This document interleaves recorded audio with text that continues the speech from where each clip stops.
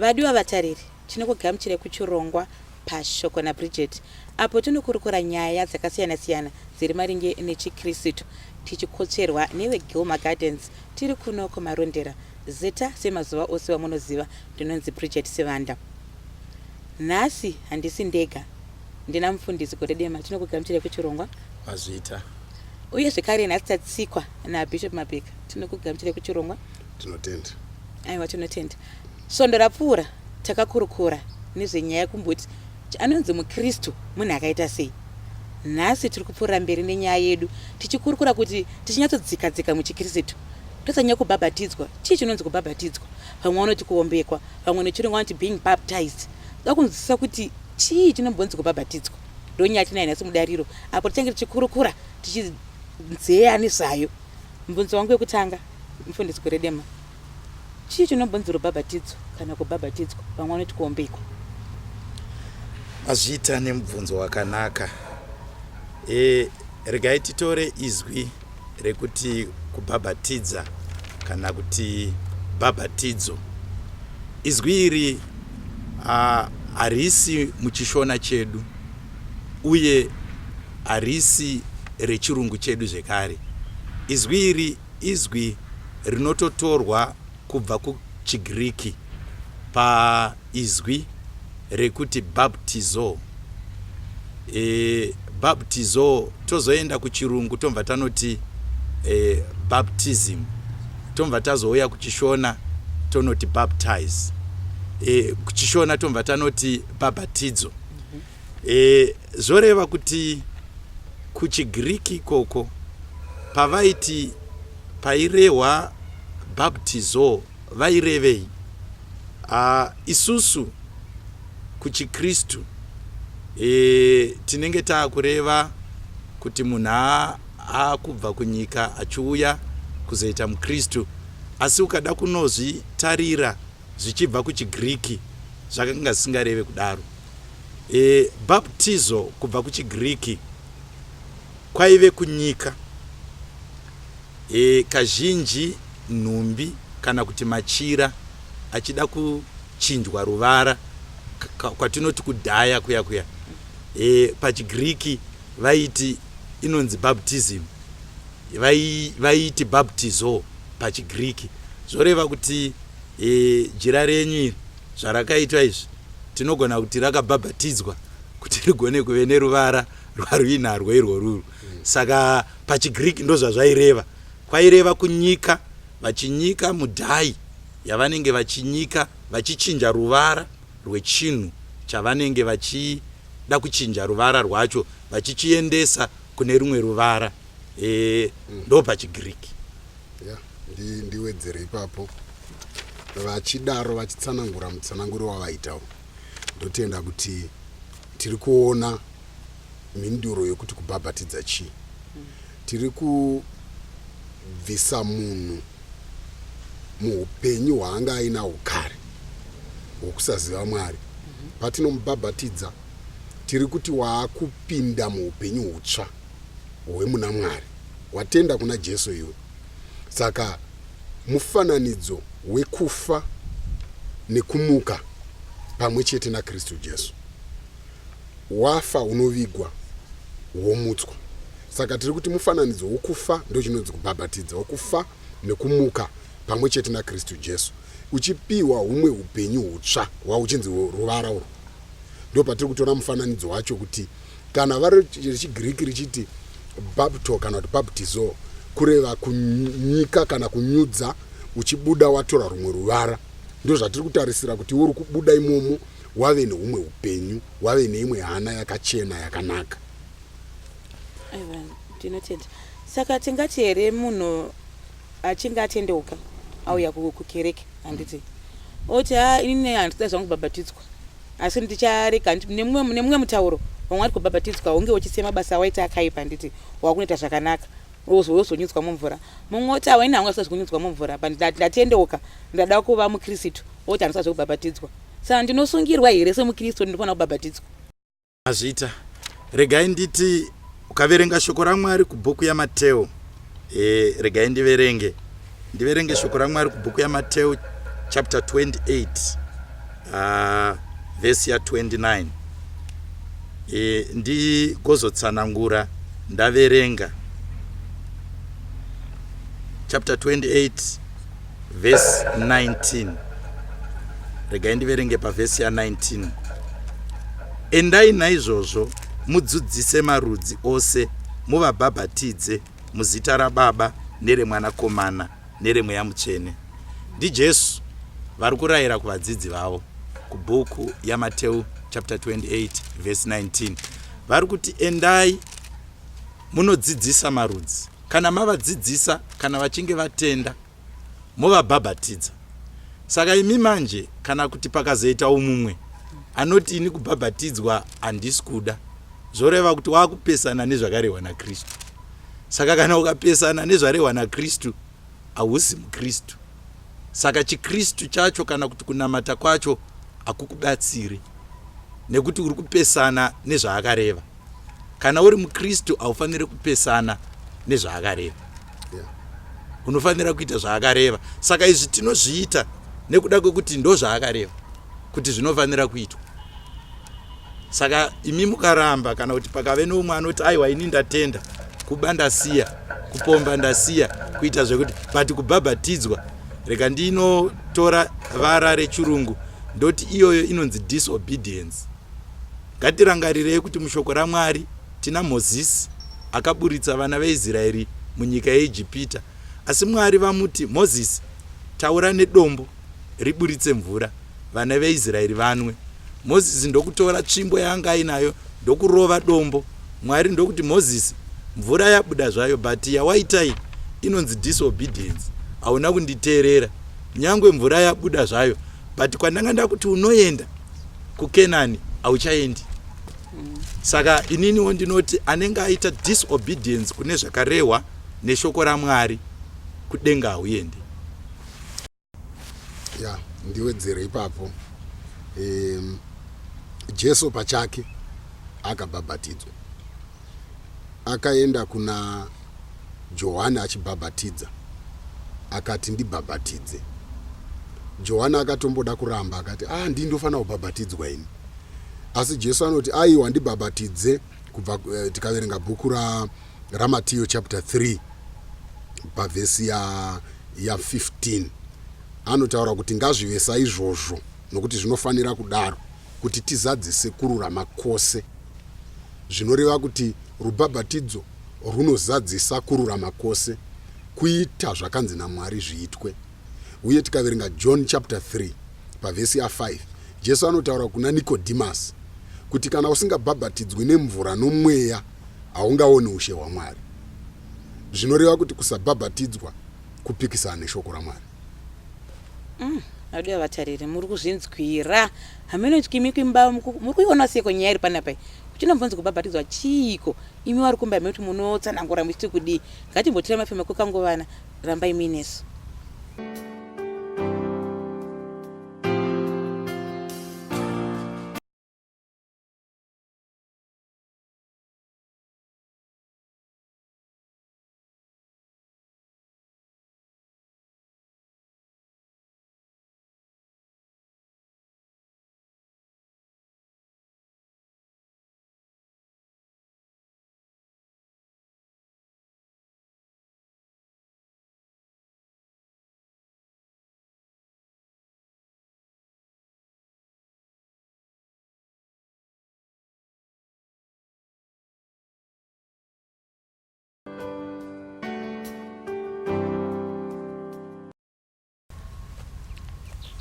Tinokugamuchirai kuchikamu chepiri chechirongwa Pashoko naBridget. Nhasi tiri kukura nyaya yerubhabhatidzo, apo tiri kuziva kuti tinombonzi rubhabhatidzo chii. Tinodavira vari kumba mune mhinduro dzakasiyana siyana, asi nhasi tine vari kutikotsora panapa vachititsanangurira kuti chii chinonzi rubhabhatidzo. Mubvunzo wangu mumwe wandiri kudzoka nawo ndiwe kubvunza kuti ndeipi nguva yakafanira kuti munhu ainge achizobhabhatidzwa kana kuombekwa kuya. Nokuti vamwe vanoti achangobva kutendoka kupa upenyu hwake kuna Mwari anofanira kubhabhatidzwa. Vamwe mamasvondo ndo vanoita dzimwe kereke voti aiwa munofanira kutanga ambodzidziswa kuti anga akura muchiKristu ozobhabhatidzwa kuti anzwe kuti ari kuita nezvei. Saka nguva yakafanira yekuti munhu anga achibhabhatidzwa ndeipi? Regai ndipindure nerugwaro rwandinofunga kuti runogona kutibatsira. Mabasa avapostori chapter 2 kubva pavhesi ya 38 kusvika pana 41 ndiverenge. Petro akati kwavari, tendeukai mumwe nemumwe wenyu abhabhatidzwe nezita raJesu kuti mukanganwirwe zvivi, mupiwe chipiwa chomweya mutsvene. Ndakatsigirana nerugwaro.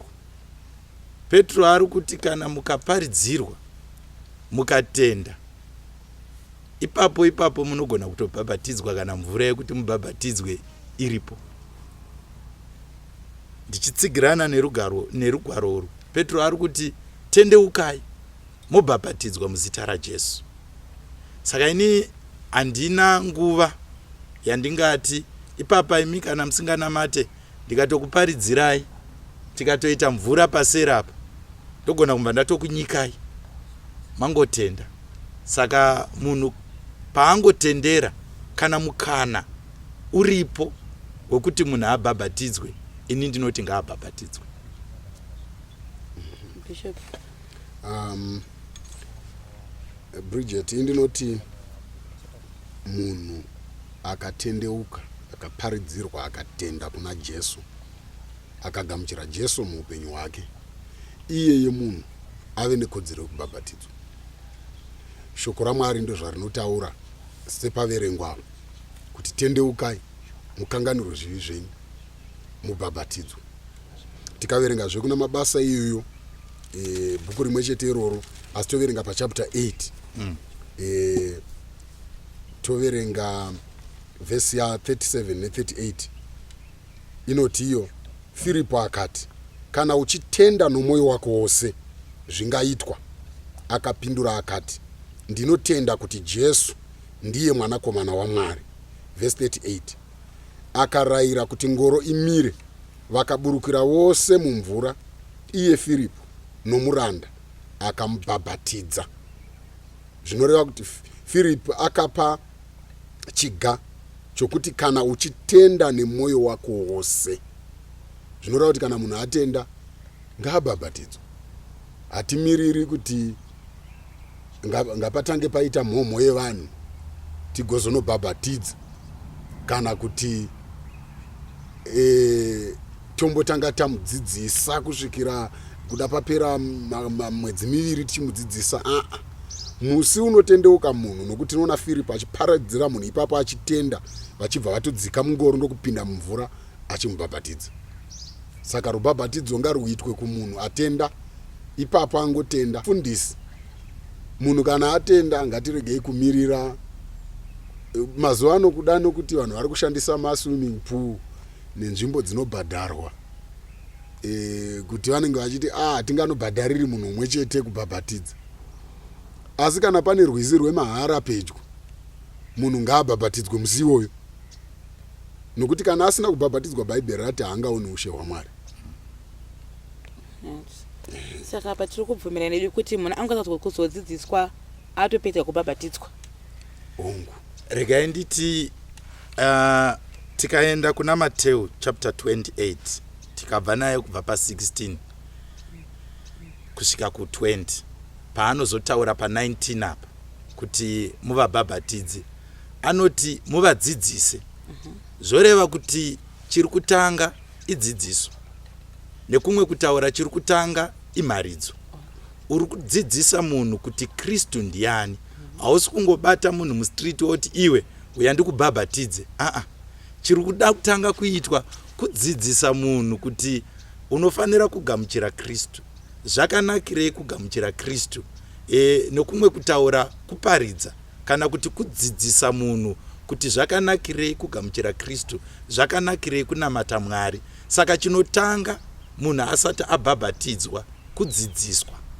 Pane dzimwe dzidziso dzinozouya mumashure munhu achikura muchiKristu, asi pane dzidziso imwe chete yekuti kana uchinge wangotenda kudzidziso iyoyo wakutobhabhatidzwa kamwe ipapo idzidziso yekuti Jesu ndiye Kristu, Jesu mwanakomana waMwari, kuendwa kwekudenga kunoendwa kuburikidza naye. Ukadzimara wangotenda dzidziso iyoyo wakutobhabhatidzwa.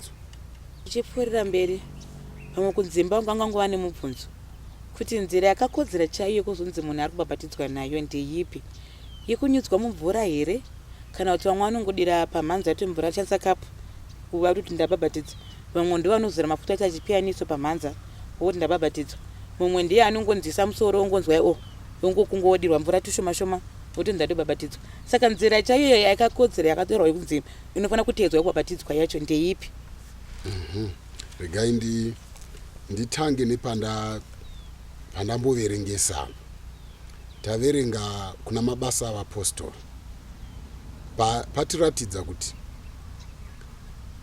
pavhesi ya38 hanzi akarayira kuti ngoro imire, vakaburukira vose mumvura, iye Firipo nomuranda akamubhabhatidza. Zvinoreva kuti chokutanga condition inofanira kuvepo panobhabhatidzwa munhu, panofanira kuve nemvura zhinji. Ndio zvatiri kuona panapa kuti pakanzi mvura zvairipo rwizi zvaruripo chii chingatadzisa kuti munhu yabhabhatidzwa. Zvoreva kuti chiga chokutanga wadzidziswa, watenda, wapedza, wagamuchira Jesu. Chechipiri ngapavepo nemvura zhinji. Saka kubhabhatidzwa chaiko kunyikwa mumvura, nokuti ati mucherechedzo wekufa nekumuka pamwe chete naKristu Jesu. Kana uri mucherechedzo wokufa nokumuka pamwe chete naKristu Jesu, sezvinoreva vaRoma chapter 6, kufa nokumuka zvoreva kuti Kristu akafa kamwe, akavigwawo kamwe, akamutswa kamwe. Ndo zvinofanira kuita kubhabhatidza izvozvo. Munhu anopinda mumvura, onyikwa kamwe, obudiswa mumvura imomo, achibhabhatidzwa muzita raBaba nereMwanakomana neramweya mutsvene, zita raJesu. Regai nditsigire mashoko ataurwa naBishop nezvinobva mushoko raMwari. Zvirege kuita sekunge pfungwa dzedu kana kuti zvinoitwa kukereke yavo ndo zvavanoda kuti zviitwe, asi regai tizvitsigire neshoko raMwari. Tikaverenga bhuku yavaRoma chapter 6 verse 3 na 4 navaKorose chapter 2 verse 12, regai ndiverenge magwaro aya tinzwe kuti shoko raMwari rinoti kudini. Pavhesi ya3, ko hamuzivi here kuti isu takabhabhatidzwa muna Kristu Jesu, takabhabhatidzwa murufu rwake. Ndiende zvakare pavhesi ya4 inoti, naizvozvo pakubhabhatidzwa takavigwa pamwe chete naye murufu, kuti saiye Kristu akamutswa kuvakafa nokubwinya kwaBaba, saizvozvo nesuwo tifambe noupenyu hutsva. Ndisati ndatsanangura ndoda kuti ndiverenge zvakare bhuku yavaKorose, vaKorose chapter 2 verse 12. Korose chapter 2 pavhesi ya12 inoti, makavigwa pamwe chete naye pakubhabhatidzwa, pamakamutswawo pamwe chete naye nekutenda kwenyu simba raMwari wakamumutsa. Zvoreva pano kuti ndimbokubatai muromo mufundisi Goradema. Regai timbopinda muchitoro kwekangovana, rambai muine munodzoka muchipfuurira.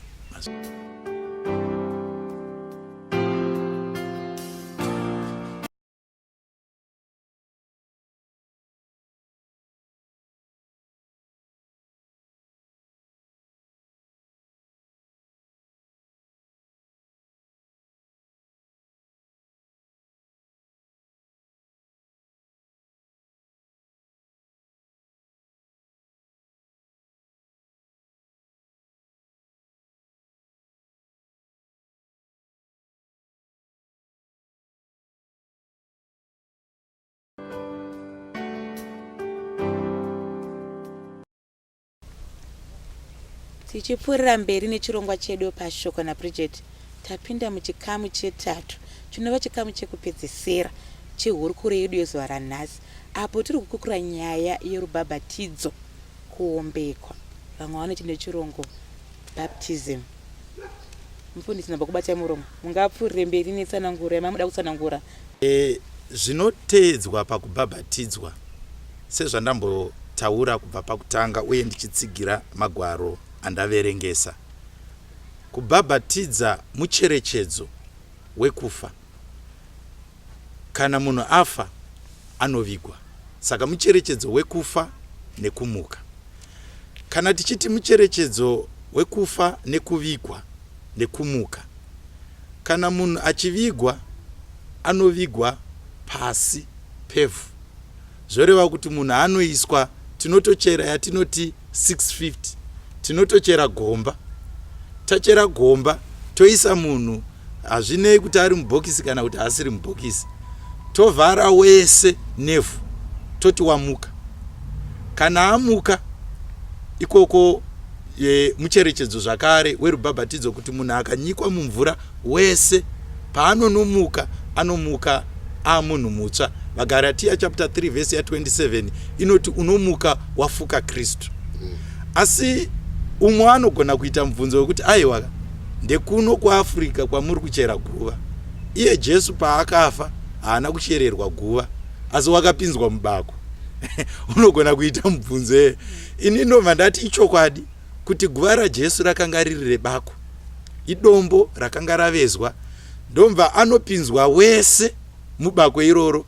Hakuna ruoko rwakasara, hakuna umwe muviri wakasara, hakuna imwe pati yemuviri wake yakasara, asi akanopinzwa mubako imomo, ndomva kwatorwa dombo, ndomva avharirwa imomo. Vana Maria vakuzoenda nemusi wesvondo amuka, zvinonzi vakaona ibwe rakanga rakadzira paguva rakungurutswa, amuka abuda, asi pakakosha ndepekuti akapinda wese muguva. Saka inini ndine kupokana nevanhu kana kuti nerubhabhatidzo rwekudira, ndinopokana narwo rwekudira mvura kana dzimwe nzira dzingaitwe dzisiri dzekuisa munhu pasi pemvura achimuka. Mumwe mubvunzo unganguva nemumwe munhu ari kumba uko anoti munhu anobhabhatidzwa kangani muupenyu. Pari zvino ndibva ndiri kugara muno Marondera, ndiri kupinda imwe kereke, ndazotama ndaenda kunogara kwaMutaroko, ndasvika ndachenja kereke ndakupinda imwe kereke, vonzi vanoda kutendeuka, vada kupira upenyu hwakuna Mwari, ndosumuka ndoenda. Tinofanira kubhabhatidzwa zvekare here kana kuti munhu anobhabhatidzwa kamwe chete muupenyu? Bishop. Anofanira kubhabhatidzwa kamwe chete muupenyu.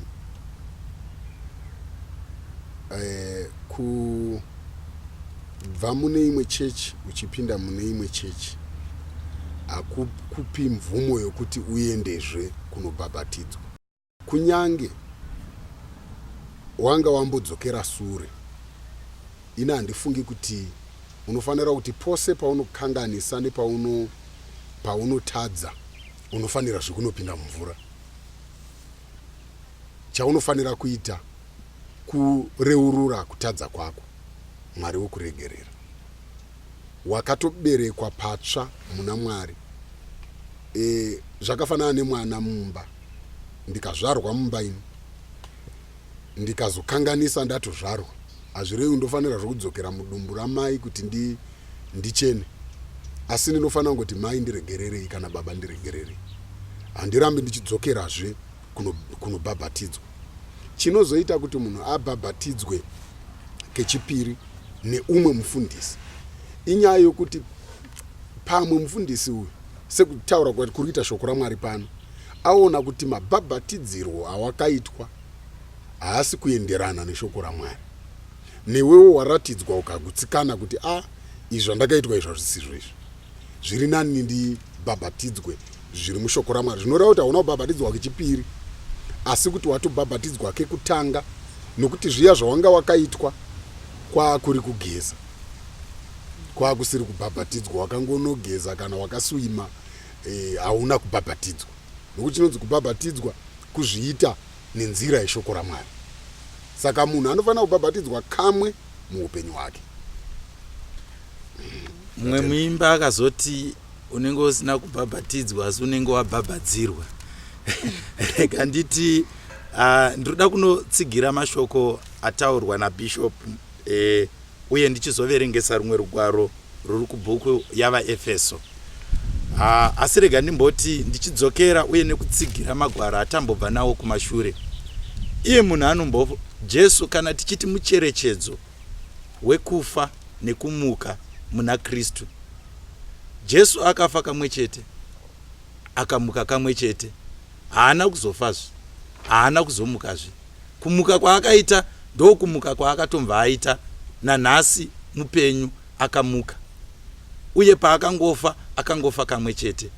Saka kana wakabhabhatidzwa nemutoo wekubhabhatidzwa chaiwo unofanira kubhabhatidzwa nawo, unodzokeredzerei zvakare kubhabhatidzwa?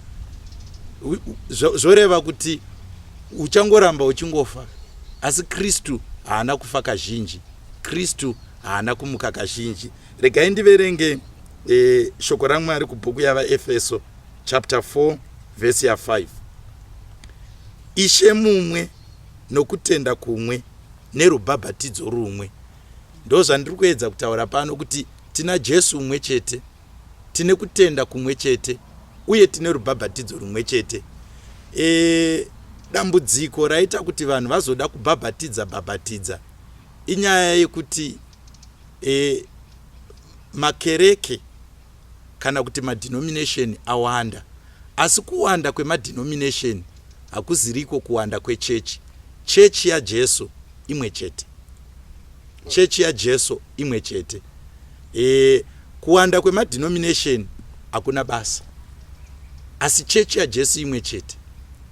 Saka kana wakatenda ukatenda kuna Kristu umwe, ataurwa navaEfeso kuti tina Kristu umwe nekubhabhatidza kumwe. Kana wakatenda ukabhabhatidzwa uri kune chimwe kana kuti imwe denomination yawakanga uri, hazvina chikonzero chekuti kana wazouyawo kudenomination kwedu tizokubhabhatidza, asi kana wakabhabhadzirwa tinokubhabhatidza. Muri kuzvinzwira, hanzi kune vamwe vanoita zvekubhabhadzirwa. Mumwe mubvunzo wandingade kubvunza, pane nzvimbo here inonzi yakakodzera yekunzi munhu akabhabhatidzirwa? Nokuti dzimwe dzenguva vamwe vari matirongo kumajeri, osvika koko aparidzirwa chikuti ndatendeuka ndada kubhabhatidzwa. Mumwe anenge ari muchipatara ari pamubhedha oti inini ndafunga kuti ndiupe upenyu kuna Mwari ondoda kubhabhatidzwa. Mumwe anenge ari kana kuti kubhawa kuya wosvika mwoparidza panze pechitoro paya woti ndatendeuka ndoda kubhabhatidzwa. Pane nzvimbo here inonzi aiwa yakakodzera kuti pauriwa bva pachiti kubhabhatidzira? Rega nditi nzvimbo iripo pane mvura zhinji. Kana paine pane mvura zhinji, hazvinei kuti